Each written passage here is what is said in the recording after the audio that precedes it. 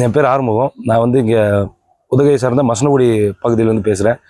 இங்கே வந்து பார்த்தீங்கன்னா நாங்கள் வந்து சுற்றுலாவை நம்பி தான் இங்கே இருக்கிறோம். எங்ககிட்ட ஒரு 200 ஜீப் இருக்குது, ஒரு 150-200 கடைங்க இருக்குது. சுற்றுலாவை நம்பியே இருக்கக்கூடிய ஒரு கிராமம், ஒரு சின்ன கிராமம். இப்போ வந்து என்ன பிரச்சனைன்னு கேட்டிங்கன்னா, இங்கே வந்து ஊட்டியிலேருந்து மைசூரை இணைக்கப்படுற கல்லட்டி மலைப்பாதை, இந்த மலைப்பாதையில் வந்து அதிக டிராஃபிக் ஆகுதுன்னு சொல்லி கோர்ட்லேருந்து ஆர்டர் போட்டிருக்காங்க இந்த சாலையை துண்டிக்க சொல்லி. அதனால் இப்போ இந்த சாலையை மே 1ஆம் தேதியிலேருந்து துண்டிச்சிட்டாங்க.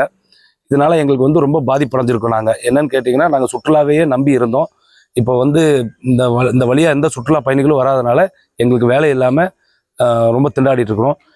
இதை பற்றி நாங்கள் வந்து எங்கள் மாவட்ட ஆட்சியர்கிட்ட வந்து தெரிவிச்சுட்டு அவங்க கோர்ட் ஆர்டரு அதை மீறி நாங்கள் எதுவும் பண்ண முடியாது அப்படின்ற மாதிரி சொல்லிட்டாங்க.